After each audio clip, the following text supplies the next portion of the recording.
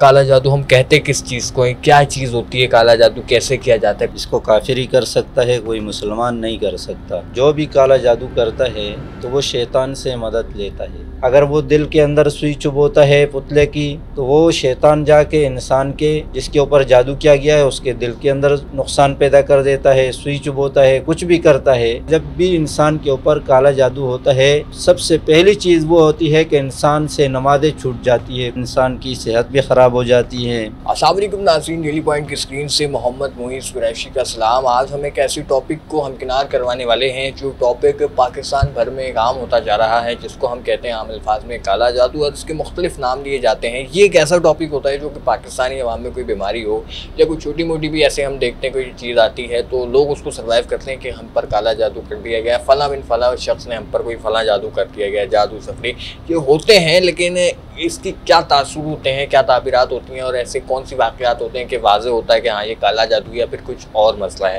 یہ بہت سارے سوالات ہوتے ہیں جو کہ ہمارے معاشرے میں آج کل عام ہوتے جا رہے ہیں، لیکن ایسے سوالاتوں کا جواب دینے کے لیے ہمارے پاس کوئی ایسا ذریعہ موجود نہیں ہے۔ ہم دیکھتے ہیں کہ ڈاکٹرز ہیں، ان کے کانٹیکٹ نمبر ہمیں مل جاتے ہیں، بہت ساری چیزیں مل جاتی ہیں، لیکن ان چیزوں کی جو ہے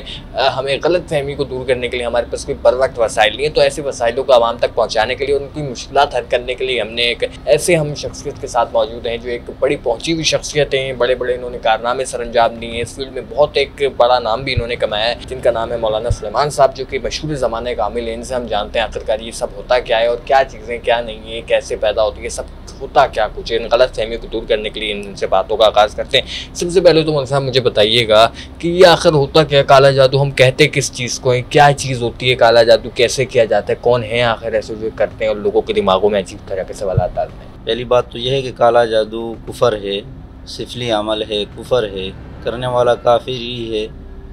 کہ اس کو کافر ہی کر سکتا ہے، کوئی مسلمان نہیں کر سکتا۔ اور مختلف طریقوں سے کیا جاتا ہے، مختلف کافروں کی جو مختلف طریقے ہیں اسی سے اس کو سر انجام دیا جاتا ہے۔ اس کے ذریعے سے مختلف نقصانات بھی ہوتے ہیں، مثلا انسان کی صحت بھی خراب ہو جاتی ہے، اور اسی طریقے سے کاروبار وغیرہ بھی خراب ہو جاتا ہے۔ رشتوں کے جو مسائل ہے وہ بھی اس سے کافی جو ہے متاثر ہو جاتے ہیں، بلکہ رشتے ہوتے ہی نہیں ہیں۔ تو اس طرح دنیا میں انسان جو کام کرتا ہے، جو بھی شعبہ ہے، اگر اس کے اوپر کالا جادو ہے تو اس میں جہاں بھی وہ جاتا ہے اس کے سامنے رکاوٹ ہی رکاوٹ ہوتی ہے، کوئی کام بھی اس کا پورا ہوتا نہیں ہے، تمام کام اس کے ہمیشہ ادھورے رہتے ہیں۔ اچھا مجھے بتائیے گا، آپ نے اس کی تعبیریں اور اس کی جو علامات ہیں وہ تو آپ نے بتا دیں، مجھے یہ بتائیے گا کہ کالا جادو کون لوگ کرتے ہیں؟ آپ نے جیسے بتایا کہ کافر ہوتے ہیں، اسلام سے تعلق نہیں ہوتا، اور ہوتا کہاں پر ہے کالا جادو؟ کہتے ہیں کہ یہ قبرستانوں میں ہوتا ہے، تو کیا یہ مسلمانوں کے قبرستانوں میں ہوتا ہے یا کافروں کے قبرستانوں پہ ہوتا ہے؟ اس قبرستان کا جو سوال ہے اس کو ذرا کلیئر کریں۔ نہیں، ضروری نہیں ہے کہ کافروں کا قبرستان ہو، مسلمانوں کا جو قبرستان ہے اس کے اندر بھی لوگ دفناتے ہیں، اور قبرستان کے علاوہ مختلف جگہ ان کی ہوتی ہے، ان کے اندر مثلا ہندو لوگ ہیں تو ان کے لیے مختلف جگہ ہے، اور باقی یہودی لوگ ہو گئے اور قسم کے لوگ ہو گئے، تو سب کی مختلف جگہ ہوتی ہے، اور مختلف جگہوں پہ جو ہے اس کو دفنایا بھی جاتا ہے،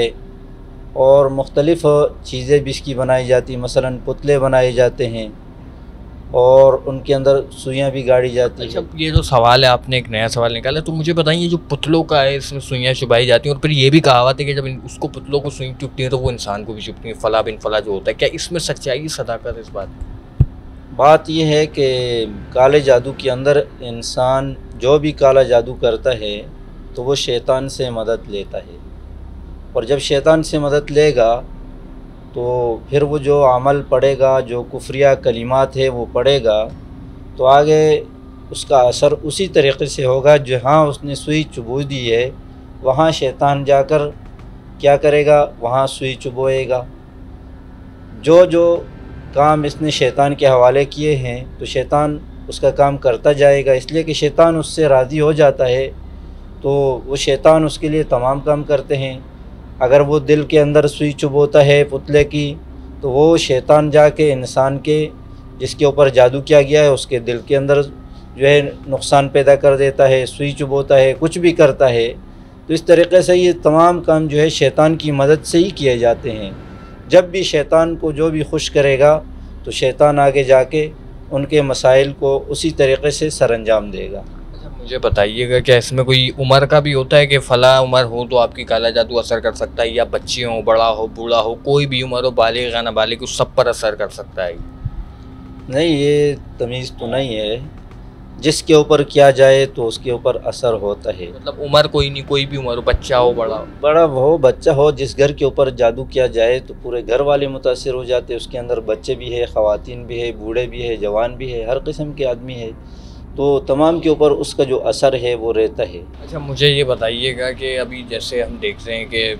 یہ جو لوگ ہوتے ہیں کالا جادو کرنے والے، یہ کون ہوتے ہیں، کہاں سے ہوتے ہیں، کس سے سیکھتے ہیں، کیسے کرتے ہیں، اور کہاں یہ کام ہوتے ہیں، کیسے ان سے چھٹکارا مل سکتا ہے؟ کیونکہ ایک دفعہ کہتے ہیں تو پیچھے لگ جائیں تو پھر یہ دشمن بھی بن جاتے ہیں۔ کیا کہیں گے ان کافروں کے حوالے سے؟ ان کے حوالے سے تو میں یہ کہوں گا کہ مختلف لوگ ہیں، پاکستان کے اندر بھی ہے، پاکستان سے باہر بھی ہیں، جن لوگوں کا یہ ہے کہ ہم کس کس کا نام لیں گے، لیکن میں مختصر یہ کہوں گا کہ جن لوگوں کا اسلام سے کوئی تعلق نہیں ہے اور وہ اپنے جو ہے دم وغیرہ کے اندر ایسے کلمات استعمال کرتے ہیں جو کلمات جو ہے شیطان کو دعوت دیتے ہیں اور شیطان کی مدد طلب کرتے ہیں، تو یہ کالا ہی جادو ہوگا اور یہ جو ہے حرام ہے۔ تو ان سے چھٹکارے کی جو بات ہے وہ تو یہ ہے کہ آدمی ہمیشہ تلاوت قرآن پاک کرے اور نمازوں کا اہتمام کرے، تو اسی کے ذریعے سے اس سے چھٹکارا حاصل ہوگا۔ باقی کوئی راستہ نہیں ہے کہ ہم اس سے کہیں کہ اس کے ذریعے سے باقی علاج ہے، جو روحانی علاج ہے وہ کیا جائے، ساتھ میں منزل پڑھی جائے، اور اسی طریقے سے باقی جو اوراد وظائف ہے وہ کیا جائے، نمازوں کا خاص کر اہتمام کیا جائے۔ اس کی وجہ یہ ہے کہ جب بھی انسان کے اوپر کالا جادو ہوتا ہے تو سب سے پہلی چیز وہ ہوتی ہے کہ انسان سے نمازیں چھوٹ جاتی ہے، کوئی ایک نماز اس سے چھوٹ جائے گی، آہستہ آہستہ 2 نمازیں چھوٹتی جائے گی، یہاں تک کہ وہ 5 نمازوں کو چھوڑنے والا بن جائے گا، اور یہ بہت بڑی خسارے کی بات ہے۔ پھر اس کے اوپر جادو اچھی طرح عمل اس کا اچھا اثر ہو جائے گا۔ تو سب سے پہلے جو انسان کے اندر کمزوری پیدا ہوتی ہے وہ نمازوں کی ہوتی ہے، اور کوشش یہ کرنی ہے کہ نمازوں کو اپنے وقت پہ باجماعت جو ہے ادا کیا جائے، تو اس طرح کے اثرات سے بندہ محفوظ بھی رہتا ہے۔ تو آیت الکرسی جو ہے وہ پڑھی جائے، ہر نماز کے بعد کم از کم 1 بار پڑھے، اور باقی جو 4 قل ہے، اور اس طریقے سے قرآن پاک کی تلاوت ہے، روزانہ 3 پارے انسان تلاوت کرے، تو یہ کالا جادو سے جو ہے انسان محفوظ رہتا ہے۔ بالکل عظیم کرام، ہمارے ساتھ موجود تھے مولانا سلیمان صاحب، کراچی میں مشہور و معفول ہیں کہ ان کا بہترین علاج اور بہترین ان کے طریقے عمل سے، لیکن ہم نے ان سے رابطہ کیا، اس کی وجہ یہ تھی کہ ایک معاملہ بڑا سنگین ہوتا جا رہا تھا پاکستان میں، بیماریاں پھیلی ہوئی ہیں، تو بیماریوں کے ساتھ ہم یہ سوچ لیتے ہیں کہ کالا جادو اب یہ کیا ہے، کیسے یہ سوالات جھوٹے غلط فہمی میں مبتلا کرتے ہیں، ان کو دور کرنے کے لیے ہم نے سلیمان صاحب سے کانٹیکٹ کیا تھا۔ اور اگر آپ بھی چاہتے ہیں، آپ کا کوئی مسئلہ ہے، ایشو ہے، آپ بھی اسی بیماری میں مبتلا ہیں کہ آپ کو غلط فہمیاں ہیں، اس غلط فہمی کو دور کرنے کے لیے سلمان صاحب سے آپ کانٹیکٹ کر سکتے ہیں، آپ کو مکمل رہنمائی کریں گے۔ اور مجھے اسی اپنے پنینی محبتوں کے ساتھ اپنے میزبان محمد نور کو ڈیلی پوائنٹ کی اسکرین سے اجازت دیجیے گا۔ اللہ نے